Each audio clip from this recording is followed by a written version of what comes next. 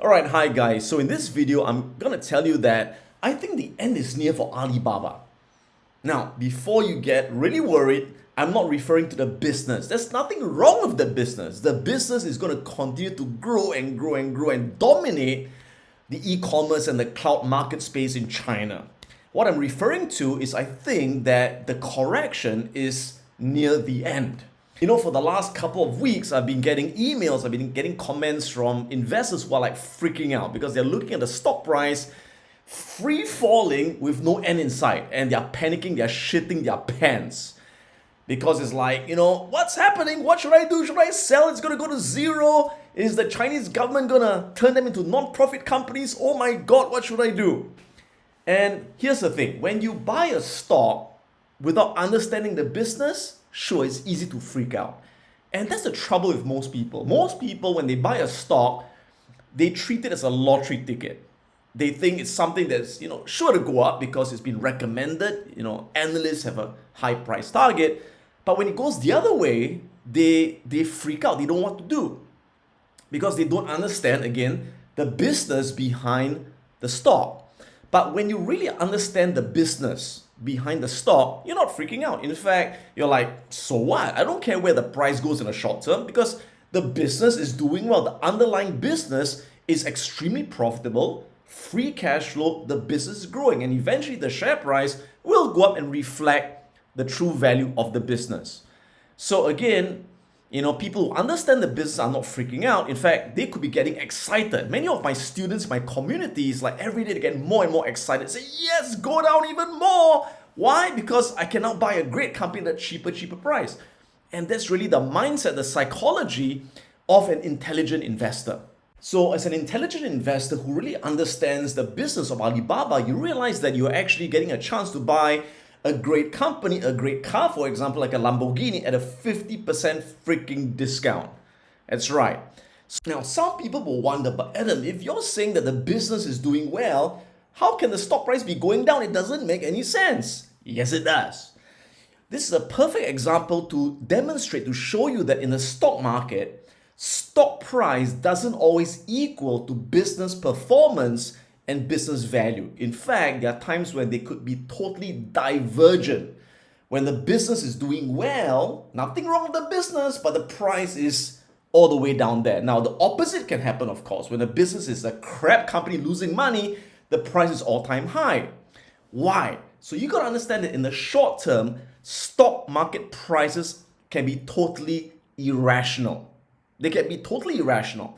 You see, when you buy a good business, what's a good business? A good business is one that continually increases its sales, its profits, and cash flow. That's a good business, right? So when you buy a good business, for example, that over time, the business will keep increasing in value. You become more and more valuable over time as it sells more products, generates more free cash flow, and more net profit, okay? And in the long term, you know that the share price, let's use blue as the share price. In the long term, the share price would reflect that value. But in the short term, stock prices can go up 50%, can go down 50%. That has got nothing to do with the business. All right, it's got to do with emotions, news, and manipulation, where the price can be way overvalued, way undervalued, and so on and so forth. And this again is driven by, number one, manipulation. For example, do you know that 80% of buying and selling is not done by human beings looking at the business? No, 80% of demand and supply are driven by computers, algorithms that buy and sell based on short-term price movement, without any regard to what the business is really worth. So a business can be worth $200 or $300, but the share price keeps going down because the machines keep selling because it looks like it's going down even more. All right.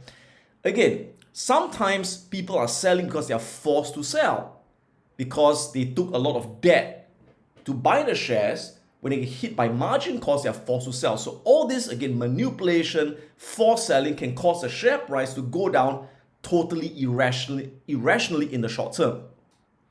So this causes the market to overreact to to bad news, but at the same time, it overreacts to good news. The father of value investing, Benjamin Graham, he once said that the market is nothing but a pendulum that forever swings between unsustainable optimism when prices get way overpriced and really expensive, and unjustified pessimism that makes the stocks look too cheap. The intelligent investor, our job is to be a realist who sells to optimists and buys from pessimists. So as more and more people are getting pessimistic about a stock, they think, it's over, it's never going to come back, I'm bailing out. So when I read about people like Cathy Wood selling her shares, I get really excited. When I read about people freaking out and say, I'll never touch this stock they're selling, I love it because it tells me that the market is going through extreme pessimism. And that's the time to be a buyer. Remember what Buffett always says? You got to be greedy when others are fearful, and fearful when others are greedy. So it's time to get greedy. But of course, you only do this on a great business. So that's why I keep saying you got to understand the business behind the stock. If it's a lousy business, forget it, because a lousy business is going to go down and never going to come back. On a great business, you know for sure the share price will go higher eventually. So, do you understand the business of Alibaba? If you don't, here's a quick lesson. Alibaba is the world's largest e-commerce business in terms of GMV, gross merchandise value, which means if you calculate the value of the merchandise being bought and sold, Alibaba is the largest in the world, way bigger than Amazon, way bigger than eBay or Shopee, and so on and so forth. So Alibaba's, again, main business, 80% of their business comes from e-commerce. Business to business, business to consumer, many combinations. And the upcoming part of their business, which is 10%, is cloud computing, which they're competing with, again, Amazon and Microsoft and Google, right? Now, the other businesses are pretty insignificant, like media and entertainment. So let's look at the two main businesses right now. Now, within e-commerce, they've got multiple platforms. If you live in Asia, you'll probably be using them almost every time you go shopping. Like my wife buys on Lazada very often, as well as AliExpress, as well as we order stuff from Taobao as well. So they've got all these different brands. Like Taobao is their version of eBay, all right? And Tianmao is kind of like their version of Amazon. And they've got the Ant Financial that provides all these financial services. That's their version of PayPal. And they've got, again, cloud computing as well. So Alibaba is kind of like an Amazon plus eBay plus PayPal rolled into one. And they are the largest player in China. So here's a very quick comparison between Alibaba, eBay, and Amazon, for example. In terms of, again, gross merchandise value, the value of goods sold on the platform, Alibaba, this is as of end 2020, their GMV is $1.23 billion. That's $1.23 trillion, right?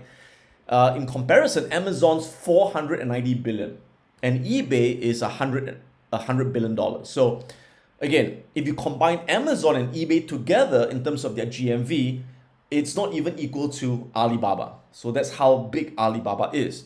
In terms of monthly active users, Amazon has 200 million, eBay 66 million, Alibaba has 925 million active users a month. Now, in terms of revenue, because of course in Alibaba, they're selling goods and services in Chinese yuan or renminbi. So the value of the goods are lower than, of course, in the US, where in US dollars is a lot more expensive. So in terms of revenue, they are still lower than Amazon. Okay, Amazon's revenue is 400 billion, eBay is 11 billion, Alibaba is at 119 billion US dollars. But here's the interesting thing: which one's more profitable? Okay, now Amazon, the share price is doing fantastic, and I own Amazon as well. I love Amazon, but Amazon's net profit margin is only 6%, whereas Alibaba's net profit margin is 19%, very close to eBay. So it's a lot more profitable a business compared to Amazon. How about growth? In terms of revenue growth, Amazon has been growing at about 29% a year on average. eBay 5.4%, and Alibaba for the last 5 years has been growing at 46%. Now, of course, the concern is with these new regulations on Chinese tech companies, their growth could be slowed down. And I agree, yes, they will not grow as fast as they did in the past because of the new regulations. And that's why in valuing the business, we cut the growth by more than half. We assume that their growth is going to be cut by half, but even then, it's worth a lot more than the share price is selling at right now. So we'll come to valuation in a short while. In terms of market capitalization, the value of the business, Alibaba is now at $400 billion, which is only a fraction of where Amazon is, which doesn't make sense because Amazon, it deserves to be there. Alibaba has higher profit margins, it's growing even faster than Amazon, but it's selling at a fraction of Amazon. So Alibaba logically should be worth a lot more. And the only thing stopping it being worth a lot more are the negative sentiment of China that, people are fearful and that creates the short-term opportunity. But once the fear subsides, once people get rational again, they think logically again. It's the same thing as human beings, right? Have you had a time in your life when you were really upset or you were really angry and you said things you didn't mean, you did things and you said, how could I have done that, right? Because when we are emotional, we do stupid things, we do stupid shit, like selling Alibaba at where it is today, right? But once the emotions are overcome and you think logically, you realize, Alibaba should be worth double or triple, well, at least double where it is today. And it will get there once the sentiment shifts. And it could be shifting really, really soon. Now, again, what makes me so confident that Alibaba is a fantastic business? Well, it's not opinion, it's not my beliefs. I just look at the facts. I get rid of all the noise in the market. I just look at what's under the hood. And you can see that revenue is growing consistently. It just grows and grows and grows. It's a growing machine. Sells more and more goods and services every single year. Net profit, net income has also been growing very consistently. And yes, there has been a slight dip in the last 12 months because of the fine, right? They were fined something like about $2.3 billion because of unfair monopolistic practices, which I agree that it was fair to fine them because they were playing dirty, right? And so was Tencent. So they paid the fine. It's a one-off fine that dropped their profits slightly for a quarter. But again, that's a one-off fine. Eventually, the profits are gonna rise again, and their profit margins are fantastic, right? In terms of cash flows from operations, the amount of cash they're generating, it's also extremely impressive, right? So it's cash flows growing and so on and so forth. So it'll continue to grow in the future. All right. This is the free cash flow, again, growing consistently. Again, slight drop here because of the fines, the regulations, but it will continue its upward trajectory. Because I'm going to explain in a while that the regulations, the way I'm reading it, has a minimal impact on their competitive advantage, has got minimum impact on their business model. So, why have people been freaking out and selling the shares in panic? Now, if you think about it, what have been the timeline of events that have been affecting Alibaba? So again, it all started with the Ant IPO. So Ant is a company owned by Alibaba. It is kind of like their PayPal, and they were supposed to list it on the stock market for a couple of $1 billion, right? And it was stopped. Because they were violating some of these financial technology regulations, right? So they were ordered by Chinese regulators to restructure themselves into a financial holding company that meets financial regulations. So that was the first thing that freaked people out, that caused the initial selling of the share price. Now, is Ant still profitable? Absolutely. The value may have dropped because now it is not as flexible, because it's now a financial holding company, but it's still extremely profitable to Alibaba. And the hit on Alibaba's valuation is pretty minimal. Okay. Next, again, they were fined $2.8 billion, and this accounts for about 4% of their sales, which they paid, and that's it, it's over, right? And again, they are being stopped for unfair monopolistic practices, which I think it's fair, right? So they're still going to dominate, right? Then another news came out where China passed the Personal Information Protection Law, which now has rules against data collection. So what they're telling all these tech firms is that, okay, before you collect the data from your users, you have to ask them for permission. You got to have consent, all right? And you have to use that data responsibly. And again, people freak out, oh my God, the government's intervening, sell the shares. So again, because of all this news, people are selling in panic. But again, here's the funny thing. Is it a Chinese thing? Is it a communism thing? No. In the UK, in Singapore, in the US, we also have data privacy laws. It's the same thing, right? So there's nothing different that the Chinese government is doing that the West is not already doing. Except that in the West, Facebook was getting away with it until they got fined for the Cambridge Analytica scandal, and Facebook had to pay the fine as well. And that's when Facebook collapsed. And that's why I bought Facebook and made a lot of money from Facebook. But now it's happening to the Chinese tech companies. So basically, the Chinese government is saying, you know what? We don't want what happened in the US to Alibaba's scandal. To Facebook's scandal, right? So we want to stop it now. So they have all these data regulations, which again, I think it's fair, right? Privacy, regulation, consent is a good thing, all right? So I don't think it's necessarily a bad thing, right? And then, what next? Then they found that some asshole manager was screwing around with his subordinate, right? You know, sexual assault complaint, right? So then the share price fell even more, right?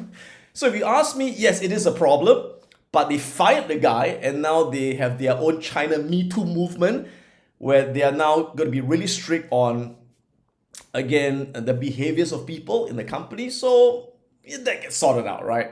And then news came out that China's anti-graft watchdog is now pursuing one of their government officials for corruption. Let me say, so what? It so happens that this government official comes from Hangzhou, which is a province that Alibaba and Ant Financial operate out of. And because of the association, the share price went down again. So you can see that the share price has been going down recently for totally illogical reasons. It's got nothing to do with the business. And even if it does, it's minimal. But when people freak out, it's like when someone is afraid, when someone is angry, any trigger will get them nuts, right? So don't be freaked out, right? Think logically, have a logical head to it, right? And you realize that this is an opportunity of a lifetime. Now, again, let me make a disclaimer. I own shares of Alibaba. I already have about a 4% position in Alibaba, as well as Tencent, all right? Now, if you look at the numbers, let's look at the numbers over here. So you can see that Alibaba, you can see this is the compounded growth rate over the last 5 years. Their revenue has been growing at 46% for the last update, right? 46% growth in revenue. Their net profit has been growing at 25% profit growth, and their free cash flow has been growing at 26%. All right. So again, people are concerned that, okay, because of these regulations, will the growth slow down? Maybe they will, right? So like I said, in our valuation of the business, let's take into account the slowdown in growth and let's see what we get. Okay, so we know it's a great business, we know that it's growing, but what is the business really worth? What are shares worth? Because once you know what the shares are worth, you know if today's price is it undervalued or overvalued. And going back again to our model, you can see that this volatility is an investor's best friend, because volatility creates the temporary mispricing of the business, and that's where big money is made. So we want to buy when the share price, the one in blue, when the share price is way below the value of the business. So again, the question right now is, what is the business worth? What's the intrinsic value and how much of a discount are we getting? Because once we buy the discount, we know that it's a matter of time where the share price would soon get back to the intrinsic value and eventually above it. And that's how we make a lot of money as an investor. So this is the intrinsic value calculator that I always use, that you get at the value momentum investing course, and we teach you how to use these calculators. Now it's all about the growth assumptions, okay? Now this is Capital IQ, which consolidates all the growth projections by people who study the business, the analysts who study the business. So for Alibaba, you can see that there's a wide range of projections, right? So people who are optimistic, they think, okay, Alibaba is going to grow at 26%. Okay, now bear in mind, Alibaba has been growing at 25% recently, their profit and cash flow. So a lot of people are saying they're going to continue to grow at 26%. Okay, 26%. That is the optimistic number. Okay, then some people are really pessimistic. Say, no. Alibaba, their growth is going to slow down because of all the regulations. So they're only going to grow at 4.49%. So you got this wide range, right? So what do? We take an average. If you take the median of 26% and 4%, what do you get? You get 18.75%. So we take that as our base case growth, 18.75%. So if you plug that into our calculator, you can see 18.75. And this assumes the growth of the next 5 years. And let's be really conservative and say, you know what? It can't grow at 18% forever. Let's halve that growth in the next 5 years. From 18.75, let's halve it to about 9%, right? Roughly about 9%. And thereafter, let's let it grow at 6% for the last 10 years based on the GDP growth rate of China. Right? Let's be conservative. Now, based on this, it gives us an intrinsic value of $329. That is the base case valuation of Alibaba. Current price right now, 161, which means, hey, it's selling at half price, 51% discount to valuation. It's a great deal, all right? But what if is the worst case scenario? What if Alibaba is really going to grow only at 4.49%, which I seriously doubt. But let's put that in 4.49% growth, and let's assume it grows at just 4.49%, which is even worse than the GDP growth rate of the country, so it's impossible, but let's put it in anyway, right? If it grows at 4%, the shares are worth 165. And right now it's selling at 161. So what does it mean? That means the share price you're seeing in the market right now prices in the worst case scenario. So the worst case scenario is that the share price is now 165, which is where the price is right now, about 161, right? But if it's not the worst case scenario and it can grow at 18%, right, or 20%, the shares are worth $300 to $350.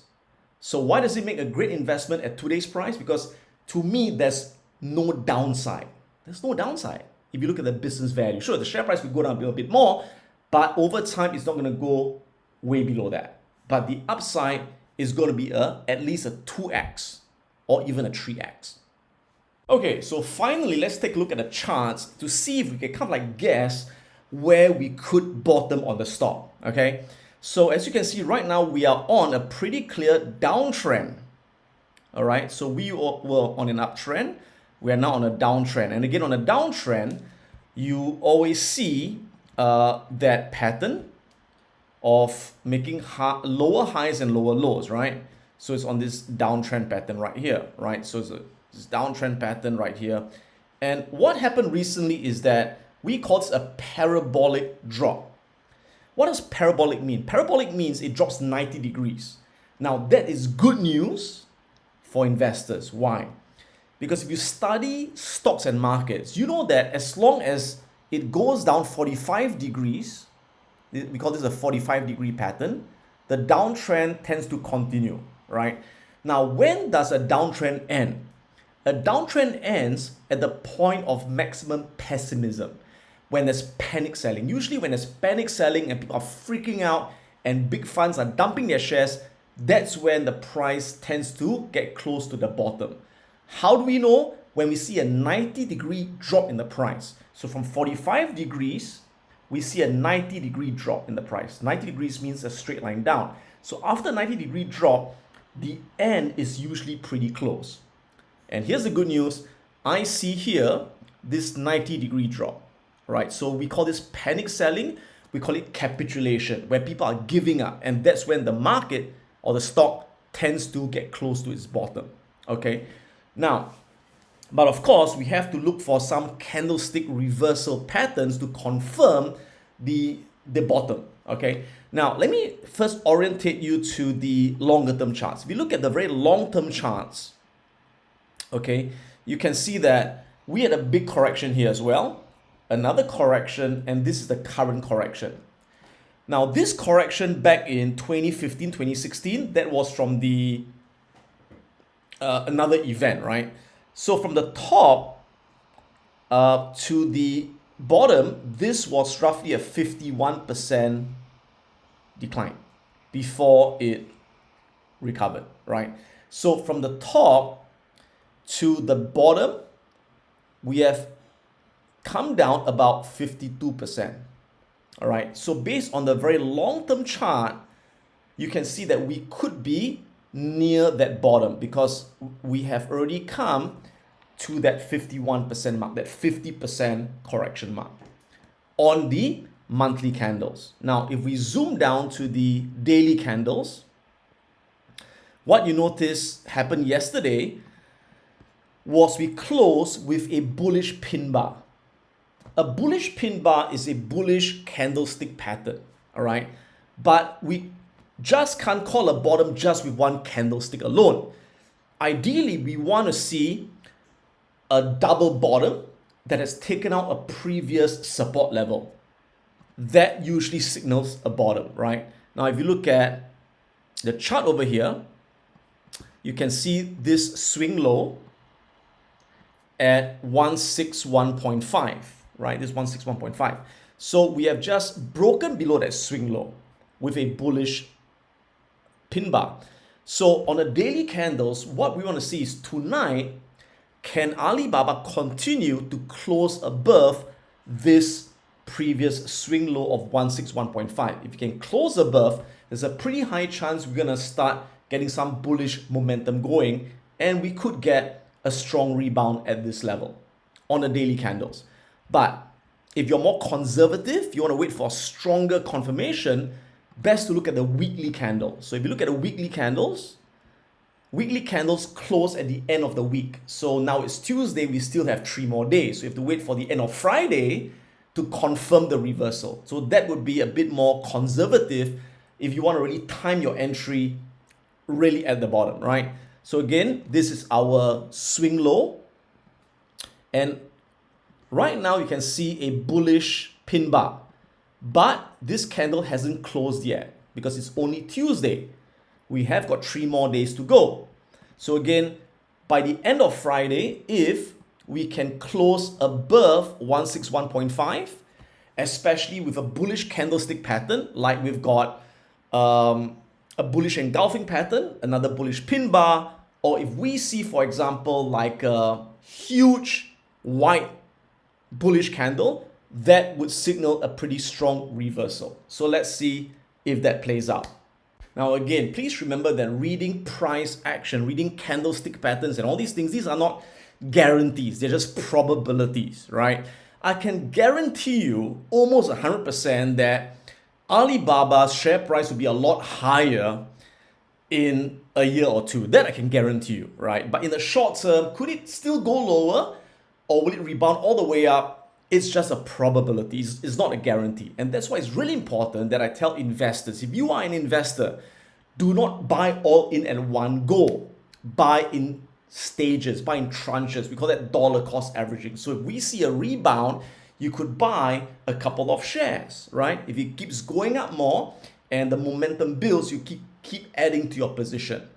Now, what can also happen is what we call a double bottom, where the price goes up, hits a resistance, does a double bottom, and then flies all the way up. So sometimes there could be a double bottom, and that's why you don't want to go all in right at the first reversal. You may want to put in half a position, for example, and wait for a possible double bottom to put in a bigger position or the other part of the position, right? If you are a short-term trader, then it's different. You take a position and you put a stop loss below that swing low as a trader. So it depends on how you want to play, or you can use options as well. Now, finally, the most important thing is that if you are an investor, remember, do not put all your eggs in one basket. The key is diversification. Like I said, I own Alibaba, I own Tencent as well. And yes, my portfolio did go down in value during the China crash, but I'm still up very much for the year because of diversification. If you look at my portfolio, for example, you can see that Alibaba over here, by the way, I own the Hong Kong shares, right? It accounts for about 4.89% of my portfolio. And Tencent accounts for another 4.8% of my portfolio. So I've got a personal rule where, as far as possible, I do not want a position to take up more than 5% of my portfolio. That's the maximum allocation. So even though I think Alibaba is going to reverse back up, will I add more shares? I may not. I may add just a bit more, but not too much more. Why? Because I already almost at my 5% allocation. So it's all about having the discipline to say, okay, maintain your allocation, maintain your diversification, because there are many other companies in your portfolio that would bring you up every single year. So I hope this has been useful. I hope that you've learned something from this quick lesson, and may the markets be with you. And remember, check out our courses at piranhaprofits.com. We are having a massive 70% off our courses and playbooks for a very limited time. So go check it out as soon as you can.